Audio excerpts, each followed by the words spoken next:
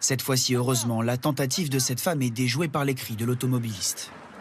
C'est en allant nourrir ces deux chiens que Nicolas s'est aperçu de leur absence. Je me suis avancé, j'ai regardé, ils n'étaient pas là, j'ai posé les gabelles, j'ai fait un demi-tour, j'y suis retourné, je suis allé dans la cabane, les chiens n'étaient pas là. Au bout d'une heure de recherche, son voisin lui fait remarquer que son grillage est découpé et que des croquettes sont encore disposées sur le muret. Il comprend alors que Samy et Nala ont été volés. Par chance, quelques jours plus tard, l'un de ses chiens est retrouvé. Nicolas ne le reconnaît pas immédiatement. L'animal est blessé et apeuré. Il a été tondu, dépucé. Ils lui ont coupé une boule qu'il avait à la patte, une petite boule de graisse. Et puis quand je l'ai retrouvé, on a compris qu'il avait été maltraité, quoi.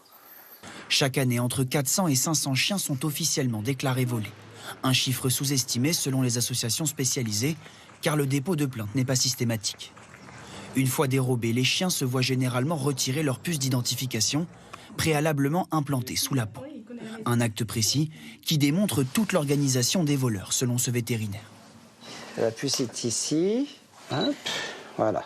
Vous avez vu la taille d'une puce, c'est à peu près la taille d'un grain de riz. Donc c'est très très petit, c'est un vrai travail chirurgical. Après, les bandes organisées peuvent avoir à leur service des vétérinaires qui sont absolument capables de faire ça quand